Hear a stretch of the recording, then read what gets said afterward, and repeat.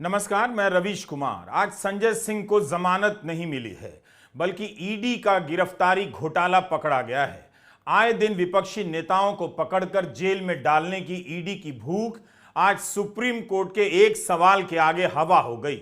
बोलती ही बंद हो गई, लेकिन सुप्रीम कोर्ट के सवाल और उसके सामने ईडी की चुप्पी, ईडी के मामले में गिरफ्तारी और लंबे समय तक बेल न मिलने के खेल से अदालत ने आज पर्दा हटा दिया। आज पता चल गया कि केवल बेल न देने के दम पर ईडी का भूत खड़ा किया गया है, ताकि आम आदमी से लेकर पत्रकार, विपक्ष के नेता, हर कोई चुप हो जाए। संजय सिंह के मामले में जिस तरह से ईडी ने चुप्पी मारी, उसे देखकर उन सभी के चेहरे नजरों के सामने घूमने लगे जिन्हें इस एजेंसी की क्रूरता और दमन का शिकार होना पड़ा है। न्यूज क्लिक के संस्थापक प्रबीर पुरकायस्थ भी उसी समय गिरफ्तार किए गए थे जब संजय सिंह को गिरफ्तार किया गया। प्रबीर पुरकायस्थ के केस में भी वही हुआ है जो दिल्ली शराब घोटाले में हुआ है। अमित चक्रवर्ती के सरकारी गवाह बनते ही उन्हें माफी मिल गई। दिल्ली शराब घोटाले में बेल मिलने के बाद सरकारी गवाह केजरीवाल का नाम लेता है और केजरीवाल जेल में डाल दिए जाते हैं। आज की सुनवाई में संजय सिंह की ओर से पक्ष रखते हुए डॉक्टर अभिषेक मनु सिंघवी ने बताया कि कैसे जिस व्यक्ति के बयान के आधार पर गिरफ्तारी हुई, उसने संजय सिंह का नाम लेने से पहले 9 बयानों में उनका नाम नहीं लिया था। संजय सिंह से पैसे की कोई बरामदगी नहीं हुई है। इस मामले में दिनेश अरोड़ा नाम का वह व्यक्ति सरकारी गवाह बन गया। उसे ईडी द्वारा आपत्ति हटा लेने के बाद में अगस्त 2023 को बेल मिल गई। उस समय सुनवाई करने वाले कोर्ट ने कहा कि ईडी स्मार्ट बन रही है। सिंघवी ने बताया कि दिनेश अरोड़ा ने न्यायिक हिरासत में भेजे जाने के बाद संजय सिंह पर पहली बार आरोप लगाए। उन्होंने कहा कि दिनेश अरोड़ा ईडी का स्टार गवाह है, उसे माफी मिली है। सिंघवी ने कोर्ट में कहा कि वाई को छोड़कर एक्स पर निर्भर होने की इस प्रथा पर अदालत को अंकुश लगाना होगा। उन्होंने दावा किया कि ईडी ने दिनेश अरोड़ा को बेल दिलवाने की इस तरह से कोशिश की कि लगे ही ना कि ऐसा किया जा रहा है।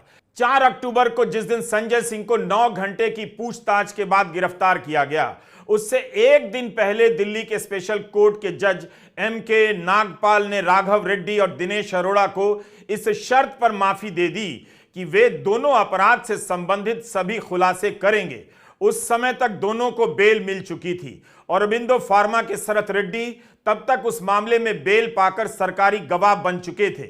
उनकी कंपनी ने भाजपा को 55 करोड़ का चंदा दिया है। इन सारी बातों को सिलसिलेवार देखिए, बार बार वीडियो देखिए। यही नहीं, जज MK नागपाल ने सरकारी गवाह बने दिनेश अरोड़ा को अपनी शादी की 25वीं सालगिरह मनाने के लिए स्पेन जाने की इजाजत दे दी। कमाल है, यहां मुख्यमंत्री और उप मुख्यमंत्री जेल में सड़ाए जा रहे हैं और सरकारी गवाह बनकर लोग स्पेन में हनीमून मनाने जा रहे हैं। सुप्रीम कोर्ट में जस्टिस संजीव खन्ना, जस्टिस दीपांकर दत्ता और जस्टिस PV वराले की बेंच ने बस इतना पूछ दिया कि आपके पास 2 करोड़ रिश्वत लेने के मामले में क्या सबूत हैं। कोर्ट ने कहा कि हमें नहीं लगता कि कोई सबूत है। संजय सिंह के खिलाफ मनी लॉन्ड्रिंग का केस बनता भी है या नहीं। कोर्ट ने कहा कि 6 महीने हो गए, अब जेल में रखने की क्या जरूरत है। जस्टिस खन्ना ने कहा कि दिनेश अरोड़ा ने शुरू में संजय सिंह के खिलाफ कोई बयान नहीं दिया, बाद में दिया, मगर तथ्य यही है कि इस मामले में पैसे की बरामदगी नहीं हुई है। आप इस बारे में लंच के बाद निर्देश लेकर आइए। साथ ही कोर्ट ने यह भी कह दिया, अगर आप जमानत का विरोध करते हैं तब आपको सारे दस्तावेज दिखाने होंगे। हम उसके आधार पर देखेंगे और दर्ज करेंगे कि संजय सिंह के खिलाफ केस बनता है या नहीं। अगर ऐसा हुआ तो इस केस की ट्रायल पर बहुत असर पड़ेगा। इतनी सी बात पर ईडी की घिघी बंध गई। बोला नहीं गया, दस्तावेज दिखा देती, बता देती कि 6 महीने में पता चल गया है कि संजय सिंह ने किससे और कैसे 2 करोड़ रिश्वत ली है। ईडी ने इस बेल को बिल्कुल ही अपोज नहीं किया। वो क्यों नहीं किया? क्योंकि आज अदालत की कार्रवाई में माननीय जजेस ने ईडी से 3 सवाल पूछे संजय सिंह जी को लेकर। पहला कि पिछले 6 महीने से आपने जो है गिरफ्तार कर रखा है, आप ये बताएं कि आगे जो है इनको गिरफ्तार रखने का क्या मकसद है, क्यों गिरफ्तार रखना चाहते हैं। दूसरा, आपने ये आरोप लगाया है कि इन्होंने 2 करोड़ रुपए की घूस ली तथाकथित एक्साइज घोटाले के मामले में।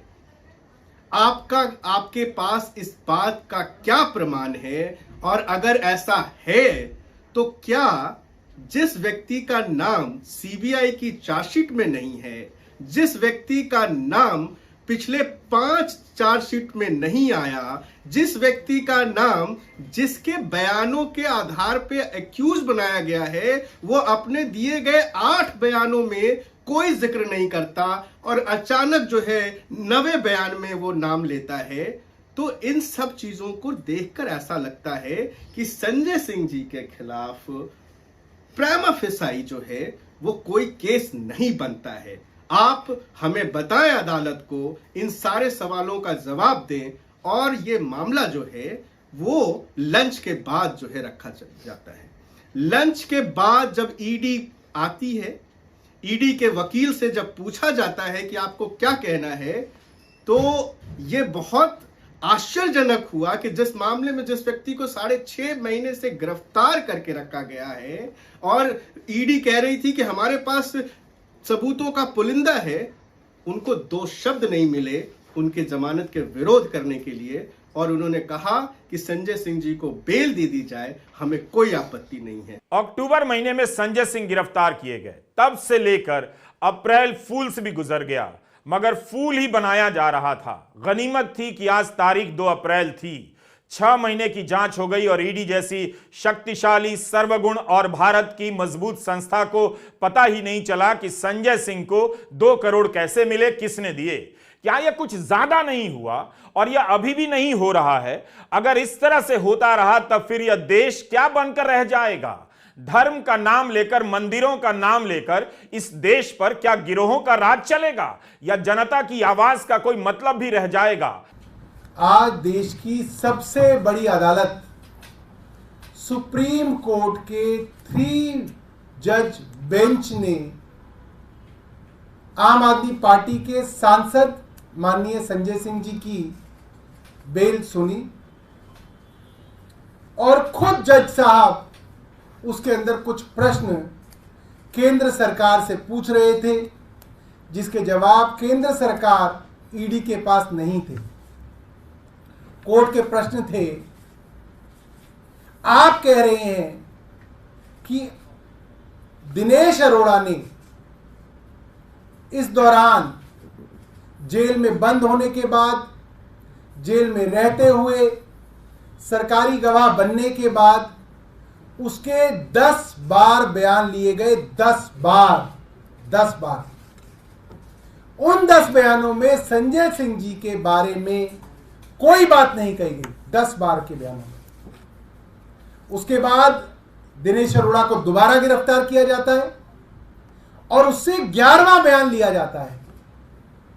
11वें बयान के अंदर वो एक बहुत ही गोलमोल सी बात कहता है कि मेरे एक आदमी ने संजय सिंह के एक आदमी को 1 करोड़ रुपए 2 बार दिए। सिर्फ ये बयान है। उसका जो आदमी है उसकी कोई गवाही नहीं, संजय सिंह जी का जो आदमी है उसकी कोई गवाही नहीं। 1 करोड़ रुपए कहाँ है किसी को कुछ पता नहीं, कहाँ पहुंचे कोई पता नहीं, रिकवरी हुई कोई नहीं हुई, अटैचमेंट हुई कोई नहीं हुई। सिर्फ एक आदमी का बयान, एक आदमी का बयान जो 10 बार बयान दे चुका है और संजय सिंह जी के बारे में कुछ नहीं कहता, उसके ऊपर दबाव डाल के 11वां बयान कर लो और आप राज्यसभा का वो सांसद उठा लो जो केंद्र सरकार से सवाल पूछता है एक आदमी के बयान पे। इसका जवाब केंद्र सरकार के पास नहीं था। सुप्रीम कोर्ट का दूसरा सवाल था, क्या कोई पैसा रिकवर हुआ है, क्या कोई पैसा अटैच किया गया है? जब कोई पैसा रिकवर ही नहीं हुआ, अटैच ही नहीं हुआ, तो पीएमएलए कैसे लगा है? इसका कोई जवाब ईडी के पास नहीं था, केंद्र सरकार के पास नहीं था।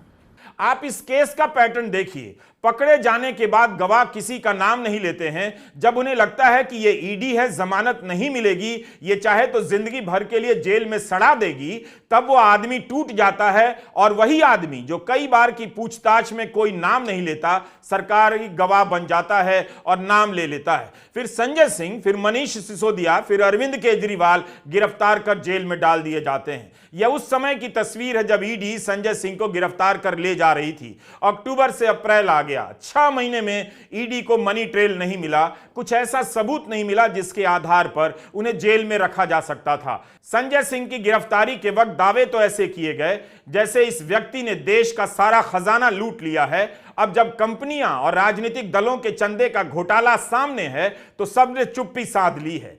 क्या क्या आरोप लगाए गए चंदे के घोटाले में, क्या आपको याद है? 30 जनवरी को छपी खबरों को पलटकर देख रहा था। ईडी दिल्ली हाईकोर्ट में क्या कर रही है? जमानत का विरोध करते हुए ईडी ने हाईकोर्ट में कहा कि संजय सिंह मुख्य साजिशकर्ता हैं। इस समय अरविंद केजरीवाल मुख्य साजिशकर्ता बताए जा रहे हैं। यह पूरी तरह साफ है कि संजय सिंह एक स्पेशल पर्पस व्हीकल बनाने में शामिल थे। यह ईडी का कहना है। ईडी कहती है कि जिसके जरिए आबकारी नीति से जो पैसा कमाया गया उसे सफेद किया गया। ईडी ने कहा था कि दिनेश अरोड़ा के साथ 2017 से संजय सिंह का रिश्ता रहा है। सर्वेश और दिनेश से संजय सिंह को 2 करोड़ की रकम मिली है। 7 फरवरी को दिल्ली हाईकोर्ट में संजय सिंह की गिरफ्तारी की याचिका रद्द हो गई। जस्टिस स्वर्णकांता शर्मा ने जमानत नहीं दी। उन्हीं की कोर्ट में अरविंद केजरीवाल की याचिका को लेकर अभिषेक मनु सिंघवी गए, जहां उन्होंने बहस तो धुआंधार की, कई बार ईडी पर भारी पड़ते नजर आए, मगर केजरीवाल को जमानत नहीं मिली। जस्टिस स्वर्णकांता शर्मा ने ईडी से 2 अप्रैल तक जवाब देने के लिए कहा है। 3 अप्रैल को सुनवाई की तारीख दी गई है। सुप्रीम कोर्ट में अभिषेक मनु सिंघवी ही संजय सिंह की जमानत की पैरवी कर रहे थे। सिंघवी की यह बड़ी सफलता है। संजय सिंह की बेल की सुनवाई सुप्रीम कोर्ट में पहली बार हो रही थी। पहली बार में उन्हें जमानत मिल गई। जब संजय सिंह के खिलाफ कोई मनी ट्रेल नहीं है, मिला नहीं, तब फिर 1 साल से जेल में बंद दिल्ली के पूर्व उप मुख्यमंत्री और विधायक मनीष सिसोदिया के खिलाफ अब तक ऐसा क्या मिल गया है कि उन्हें जेल में रखा गया है? गोदी मीडिया लगाकर देश में विपक्ष को खत्म करने का वातावरण बनाया जा रहा है। क्या इस देश को नहीं दिख रहा कि चंद चैनल इसके लोकतंत्र की हत्या में लगे हैं? रामलीला मैदान में जमा हुए नेताओं के भाषण से यह सब निकल रहा था। विपक्ष के आरोप काल्पनिक नहीं है। जनता समझ रही है कि ईडी सबके पीछे छोड़ दी गई है। इस ईडी को विपक्ष के नेता नजर आते हैं, मगर बीजेपी और अदानी के घर का पता नहीं मिलता है। क्या देश की जनता ने नहीं देखा कि कैसे 140 से अधिक सांसदों को संसद से निलंबित कर दिया गया? क्या इस देश की जनता ने नहीं देखा कि राहुल गांधी की सदस्यता रद्द कर दी गई? सुप्रीम कोर्ट का फैसला आने तक एक सांसद के रूप में वे कई महीनों तक काम नहीं कर सके। महुआ मोइत्रा की सदस्यता किस तरह से रद्द कर दी गई? क्या इस देश ने नहीं देखा? क्या इस देश को धर्म का इतना ज्ञान हो गया है कि उसे यह सब अब गलत नहीं लगता? इतने सारे अधर्मों का बोझ लेकर गोदी मीडिया के नफरती एंकर और भाजपा के समर्थक किस तीर्थ पर अपना पाप उतारने जाएंगे? क्या इस देश को नहीं दिख रहा है कि दिल्ली शराब घोटाले में एक सांसद 6 महीने जेल की सजा काटकर जमानत पर बाहर आ रहा है? उसी शराब घोटाले में एक मुख्यमंत्री को 15 अप्रैल तक के लिए जेल में बंद कर दिया गया है। ये उनका कहना है, या हमारे पास आओ, गवाही दो, या नहीं तो गूंगे हो जाओ। इसीलिए आज केजरीवाल जी को, आज हेमंत सोरेन जी को अंदर डाल दिए। क्या ऐसा गुनाह था भाई? अब बाद में भी कर सकते थे। उनको बुला के पूछताछ करने के बाद में सजा देते। इलेक्शन के वक्त नोटिफिकेशन हो रहा है, आप उनके ऊपर केस करके अंदर डालते हो। और हेमंत को भी उसी वक्त उसके ऊपर उनका यही कसूर था कि वो गठबंधन के साथ चलना चाहते थे। उनको बुलाया गया, पूछा गया, तब उन्होंने कहा मैं कांग्रेस के साथ रहूंगा, गठबंधन के साथ रहूंगा, मैं आप कितना भी मेरे ऊपर प्रेशर करो, मैं झुकने वाला नहीं है, ये हेमंत ने कहा था। तो इसलिए मोदी जी ने केस बनाया और उनको अंदर डाला। क्या यह लेवल प्लेइंग ग्राउंड है? क्या यह मैदान है? आज हुआ क्या होगा, यह सबसे बड़ा सवाल है। सुप्रीम कोर्ट के जरा सा स्टैंड लेने पर, बुनियादी सवाल पूछ देने पर ईडी का सारा दावा भरभरा गया। प्रधानमंत्री जिस ईडी का रैलियों में बचाव कर रहे हैं, वह ईडी सुप्रीम कोर्ट के एक सवाल के आगे पानी भरने लग गई। क्या ऐसे हो रही है भ्रष्टाचार के खिलाफ लड़ाई? क्या संजय सिंह के मामले में सुप्रीम कोर्ट की टिप्पणी के बाद प्रधानमंत्री नरेंद्र मोदी अपना ही बयान फिर से सुनना चाहेंगे, जो हम सुनाना चाहते हैं? प्रधानमंत्री ने तमिल चैनल थांती से ईडी को लेकर जो कहा है वो कम खतरनाक नहीं है। पहले मैं उनका बयान पढ़ना चाहता हूं जो उन्होंने कहा है। वे कहते हैं कि ऐसा है, जिस भी पॉलिटिशियन का होगा केस चलेगा। आप मुझे बताइए, एक केस बताएं कि भाई इसका केस ईडी ने बंद किया, और ईडी का केस ईडी खुद कोई केस नहीं कर सकती। आपको पता है 150 से ज्यादा कोर्ट मैटर बने कि पीएमएलए खत्म करो, रोको। किसी अफसर की पोस्टिंग रोकने के लिए सुप्रीम कोर्ट, किसी अफसर को ना हटाने के लिए सुप्रीम कोर्ट। यानी ईडी काम ना करे, इसके लिए अदालतों को एक बहुत बड़ा हथियार बनाने की कोशिशें हुई हैं, क्योंकि उनको मालूम है कि भ्रष्टाचार के खिलाफ मोदी की जो लड़ाई है वो रुकने वाली नहीं है। तो उनको लगता है कि इस एजेंसी के कानून को ही खत्म कर दो, ताकि देश में भ्रष्टाचार की बातें कोई ना कर पाए, लड़ाई ना लड़ पाए।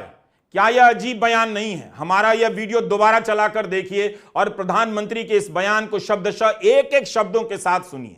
हथियार ईडी को बनाया जा रहा है या कोर्ट को? आप समझिए। कोर्ट ने सिर्फ एक छोटा सा सवाल कर दिया ईडी के सामने। संजय सिंह के केस में ईडी की बोलती बंद हो गई। ईडी यही काम कर रही है, इस तरह से काम कर रही है कि 6 महीने से एक सांसद को जेल में रखा गया और पता नहीं करोड़ों रुपए की रिश्वत कहां गई, कैसे ली गई। प्रधानमंत्री ने इस बयान में दूसरी खतरनाक बात कही है कि किसी अफसर की पोस्टिंग रोकने या न हटाने के लिए लोग सुप्रीम कोर्ट जा रहे हैं। आप इसे हल्के में ना लें, यह बहुत खतरनाक बयान है। क्या आप जानते हैं कि ईडी के चीफ रहे संजय कुमार मिश्रा को सुप्रीम कोर्ट ने हटाया? क्यों हटाया? कोर्ट ने सुनवाई के बाद बहुत विचार कर, तथ्यों को देखकर हटाया।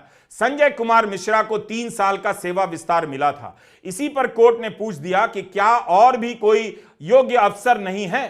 केजरीवाल और हेमंत सोरेन की गिरफ्तारी के खिलाफ विपक्ष एकजुट और सड़कों पर है। 2 मुख्यमंत्री गिरफ्तार किए गए हैं, यह कोई साधारण बात तो नहीं है। केजरीवाल की गिरफ्तारी की खबर दुनिया भर में हेडलाइन बन रही है। क्या यह संयोग है कि 1 अप्रैल को आयकर विभाग सुप्रीम कोर्ट में कहता है कांग्रेस के खिलाफ कठोर कार्रवाई नहीं होगी, और 2 अप्रैल को ईडी संजय सिंह की जमानत का विरोध नहीं करती है? ये दोनों घटनाएं इसलिए हुई कि सुप्रीम कोर्ट ने बस बेसिक सा सवाल कर दिया, ईडी की बोलती बंद हो गई। साफ पता चल रहा है कि नोटिस भेजो, जेल भेजो, फिर इस अदालत से उस अदालत तक दौड़ाओ, तब तक गोदी मीडिया लगाकर जनता के बीच इन्हें भ्रष्ट साबित कर दो, माहौल बना दो। क्या आज संजय सिंह की बेल के बाद भाजपा के प्रवक्ता माफी मांगेंगे? ठीक है कि फैसला नहीं आया है, जमानत मिली है, लेकिन बीजेपी ने तो संजय सिंह से लेकर केजरीवाल को अभी से ही भ्रष्ट साबित कर दिया है। इससे पहले इनके डिप्टी सीएम मनीष सिसोदिया भी शराब पॉलिसी के मामले में ही जेल में हैं। आज उनकी बेल पर भी सुनवाई हो रही थी और कोर्ट ने अब उसका अगले हफ्ते का फैसला रखा है। मगर इससे पहले भी 1000 बार दिल्ली सरकार बहुत ही बड़े बड़े वकीलों को दिल्ली की जनता के टैक्स के पैसे से 60 करोड़ रुपए की अभी तक वकील की फीस देकर, जिसमें अभिषेक मनु सिंघवी जैसे बड़े वकील जो एक पेशी के 1 करोड़ रुपए लेते हैं, ऐसे वकीलों को खड़ा कर कर 1000 बार उन्होंने बेल एप्लीकेशन लगाई और हर बार उनकी बेल एप्लीकेशन को रिजेक्ट किया। अगर इन लोगों ने कोई गलत काम नहीं किया तो कोर्ट इनको बेल क्यों नहीं देती है, यह मेरा सवाल है। आखिर 6 महीने तक जेल में रखने के बाद संजय सिंह के खिलाफ कोई मनी ट्रेल क्यों नहीं मिला? जवाब तो देना चाहिए कि क्या ईडी ने किसी का शौक पूरा करने के लिए एक काबिल सांसद को उठाकर जेल में डाल दिया? यही नहीं, राज्यसभा के लिए निर्वाचित होने के बाद शपथ लेने में भी आनाकानी की गई। उसके लिए भी कोर्ट को आदेश देना पड़ा, तब जाकर संजय सिंह को शपथ दिलाई गई। कुछ तो जवाब देना चाहिए किसी को कि एक सांसद को 6 महीने तक जेल में क्यों रखा गया। आतिशी सिंह ने कहा है कि शराब घोटाले में शरत रेड्डी के सरकारी गवाह बनने के बाद अरबिंदो फार्मा ने बीजेपी को करोड़ों रुपए का चंदा दिया। इकलौती मनी ट्रेल तो यहां है, ईडी बीजेपी की जांच क्यों नहीं करती है? आज इस इन्वेस्टिगेशन को होते हुए 2 साल हो गए। ईडी ने, सीबीआई ने 500 से ज्यादा अफसर लगाए इस केस की इन्वेस्टिगेशन में, लेकिन 2 साल में भी आम आदमी पार्टी के किसी नेता के पास 1 रुपया भी प्रोसीड्स ऑफ क्राइम का नहीं मिला। तो आज जब कोर्ट में पूछा गया कि पैसा कहां है, मनी ट्रेल कहां है, प्रोसीड्स ऑफ क्राइम कहां है, तो ईडी का कोई जवाब नहीं था इस सवाल को लेकर। क्या ईडी के अफसरों को जरा भी एहसास नहीं है कि वह इस देश के सामने किस तरह का इतिहास छोड़ना चाहते हैं? एक संस्था की साख इस तरह मिट्टी में मिलाकर आखिर उन्हें क्या मिलने जा रहा है? अगर ये इंस्टीट्यूशंस अपना काम करते, अगर सीबीआई अपना काम करती, ईडी अपना काम करती, तो ये नहीं होता। तो उनको ये भी सोचना चाहिए, ये जो सब कर रहे हैं, कि किसी ना किसी दिन बीजेपी की सरकार बदलेगी और फिर कार्रवाई होगी, और ऐसी कार्रवाई होगी कि मैं गारंटी कर रहा हूं ये फिर से कभी नहीं होगा। तो उनको भी सोचना चाहिए। ईडी ने विपक्ष के खिलाफ युद्ध छेड़ दिया है। इस संस्था की सक्रियता के कारण आज विपक्ष जेल में है। उसके सांसद, उसके विधायक भाग भाग कर बीजेपी में जा रहे हैं। वहां जाते ही जांच बंद हो जाती है, जेल जाने का भय समाप्त हो जाता है, मंत्री बन जाते हैं, उप मुख्यमंत्री बन जाते हैं। अगर इस तरह से इस देश में यह सब चलता रहा तो एक दिन आम आदमी को भी ब्लैकमेल किया जाएगा, जेल का खौफनाक सपना उसे आने लगेगा और जेल भेजने के नाम पर वसूली होने लगेगी। लोग एक दूसरे को डराने लग जाएंगे। ये जितने भी हाउसिंग सोसाइटी वाले गिरोह हैं, इन्हें क्या लगता है जेल भेजे जाने का डर इनके घरों तक नहीं पहुंचेगा? पूरी दुनिया देख रही है कि भारत में क्या हो रहा है। अगर यही होता रहा तो आप दुनिया में सर उठाकर चलने के लायक नहीं रहेंगे। नमस्कार, मैं रवीश कुमार।